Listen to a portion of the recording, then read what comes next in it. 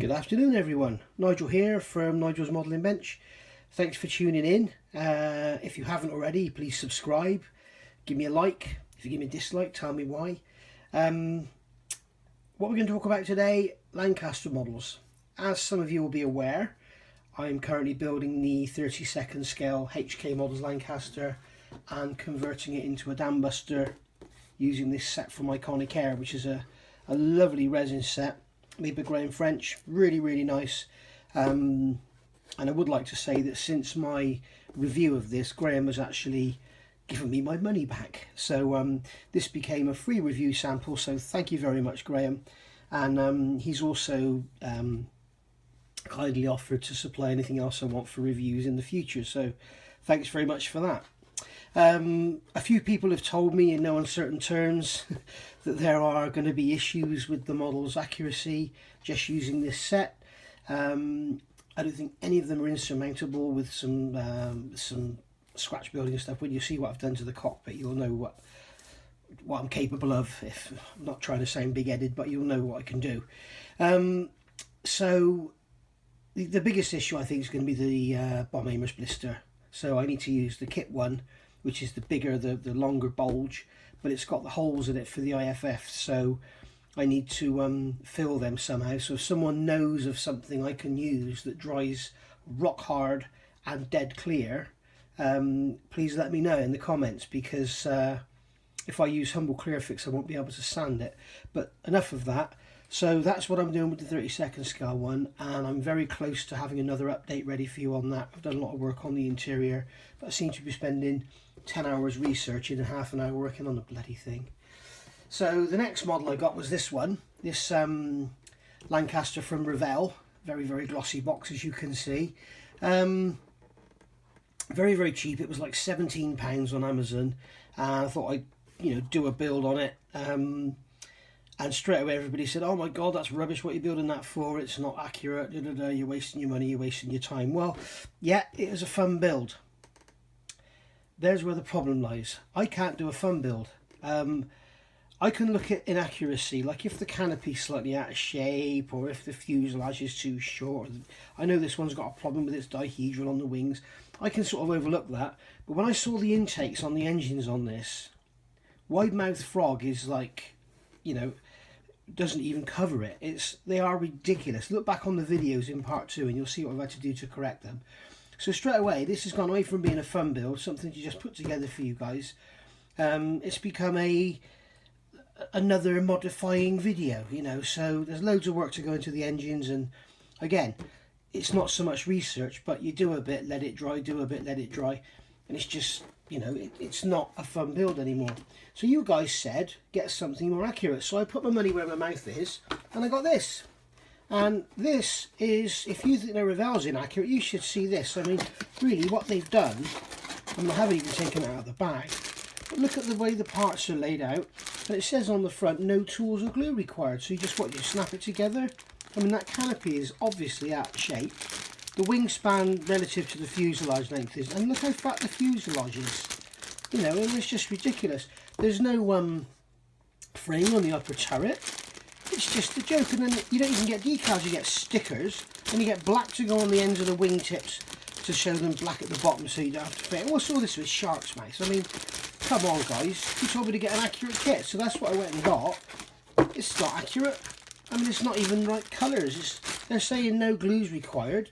You've got these stickers that go on the side. The instructions are printed on the box, and and it's for kids, even though it says 14 plus. So yeah, if you want to see me build this, let me know. So I bought this.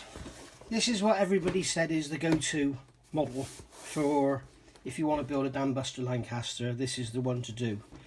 So I went to Antiques today and I got this one. Got this for a very good price. It retails at £37 and they've got them in stock. There seems to be a shortage of these around at the moment. So yeah, £37 is the retail. Quick look around the box. It comes with a bomb trolley and an upkeep bomb. Then you've got all the mechanism in here, got the hydraulic motor and everything.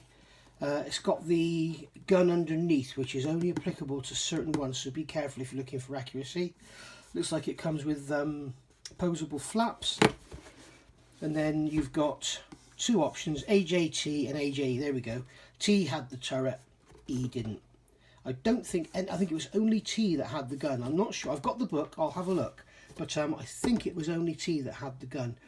And it also depends when you're modelling it, of course, because straight after the Dam Busters raids, these planes were used for all sorts of different things, and one of them was going and dropping all the unused bombs in the Channel, or the Irish Sea, should I say? And yeah, they just went and dropped them in the sea, and that was that.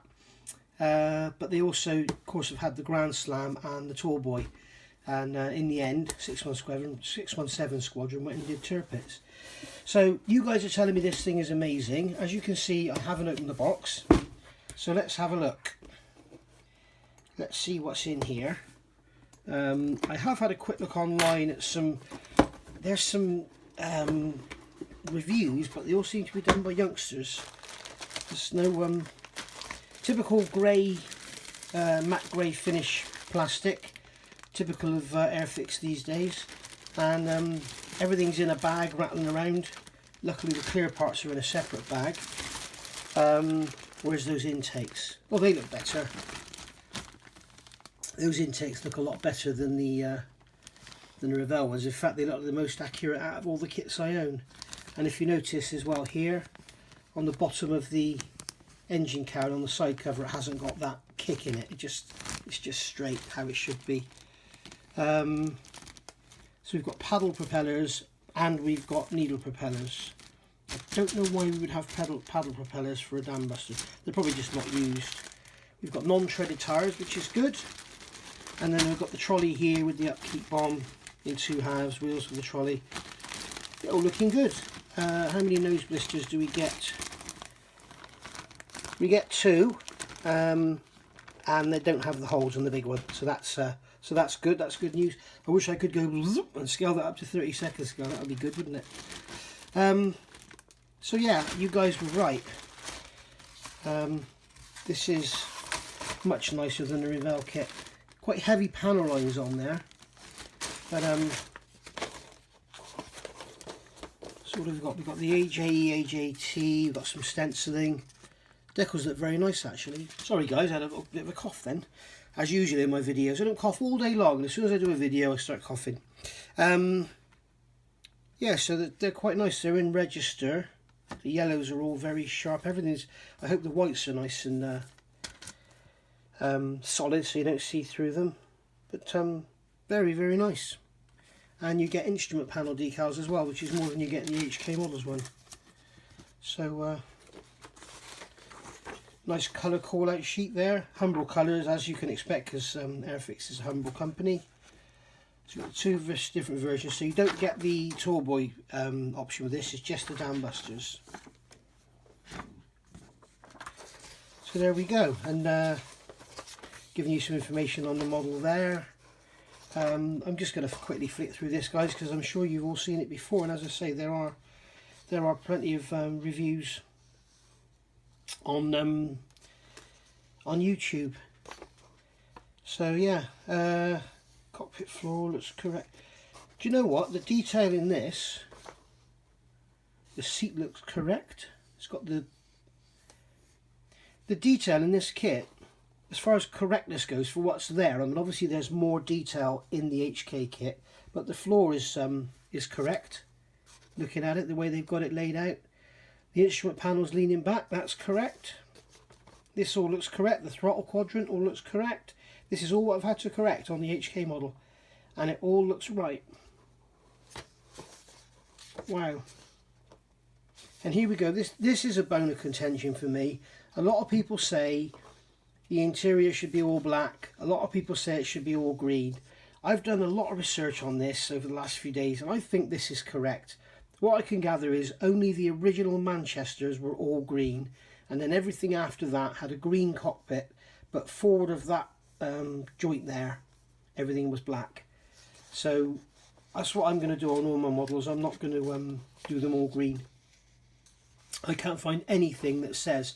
And if you look, is it POF at Duxford, is a cutaway nose section, original from the war, and that's got a black nose. So I don't see why anyone would have painted that black after the war if they left everything else green. So anyway, going through this build, interesting way they've done this. They've got spars going in the fuselage, and then you're adding the landing gear bay, and then sticking the wings other side of the spar. So that's going to give you a nice solid structure. Something else I'm interested in is how the engines join the wings, because on the Revell it's a direct butt joint. There's no fairing or anything on there. So yeah, they've got the, yeah, see the back of the radiators are open as well, which is more than could be said for the HK kit. This is all just solid, so you have to open all that up.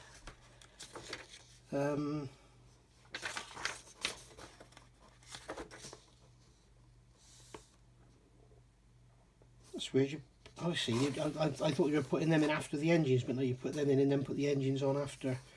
Be interesting to see as well if with this kit if the engines are all the same, because as far as I know, up to that panel line there forward, all the engines were the same, and yet the HK kit, they've got the engines bigger on inboard than on the outboard. I would have thought the engine pod, that sort of part, would unbolt and bolt back on the same. I could be wrong. Please tell me what you think. So landing gear going in there. And then we've got the option here of having the flaps down or up. I think I might put them down on this because none of the other kits really allow it. The HK has positionable flaps, but the detail inside isn't that good. Oh, and look at that, joy of joy, we've got fairings, so that's really nice. As long as they fit well, that'd be really good. Even if they don't fit well, it's better than the Revell kit. The Revell kit, they just butt up onto the wing leading edge. You end up with a sharp corner in there. In fact, you get a gap. So looking at this, that thing might go in the bin, and I'll carry on with this and do this instead. No, I'll finish that one. And then this has got the fairing going in here. Is that the light? I'm not so sure if that's correct. I think the light should be further back. I think the light should be back where the gun is. Got the hydraulic motor there with the frame and everything, just like Graham's depicted in the bigger kit framework there. There should be a cable in there. Very nice indeed. Well guys, now I can see what you were talking about. This is a masterpiece compared to the Revell kit. Just have a look at those engines a second.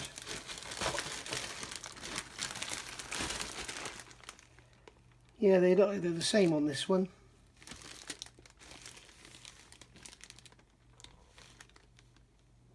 Yeah, all the 4 intakes are the same. And if you look at the HK kit, they've got 2 that are wide and 2 that are narrow. So I am pleased to say, well, I'm not pleased to say because one of them cost me 360 quid. This model retails for £37. You can pay more if you're on eBay, I've seen them, or you can go to Antiques and get one for £37.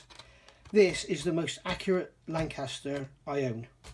Out of all the Lancasters I own, I've got 3 of the Tamiya kits, I've got 1 HK models, I've got 1 Revell, 1 Main, and this one. And this, I think, is the only one that's all okay. Please tell me what is wrong with this model. There's bound to be some inaccuracies somewhere, but anyway. So yeah, thanks for your tip on that, guys. I'm going to enjoy building this one. I haven't got an Airfix kit for years. Well, I'm doing that Monty's Humber, aren't I, which I need to get on with, get that finished off. And I was going through my stash as well, and I came across this one. And forgot I had this. So if you want to see this built, this is the Hobby Boss Spitfire Mark V. If you want to see this as a quick build, then let me know in the comments below. If I do it, I'll be doing that version there in the dark green and earth, because I love Spitfires in dark green and earth. I don't like them in any other colour. So yeah, so thanks for looking, and thanks for your advice, guys. I'm glad I got this, and I will build this. I will do a video build of this for you. I won't be able to do it live, and I won't be able to film every single second of it because, well, one, you'll fall asleep, and two, I just don't have the memory in the camera. But no, thanks for stopping by. Thanks for your advice. Please like, please subscribe, and hit that notifications bell, and you'll see me when I come up with the videos of this one. Just one more thing before I go. Popped over to the pub last night for the quiz, and walked up to the bar, and I saw this. I couldn't believe it. So I had a couple of pints of that. Very nice it is too. It's an ale, and it's dark. I know nothing much about beers, and it was very, very nice. So look out for it at your local pub. Anyway, bye bye.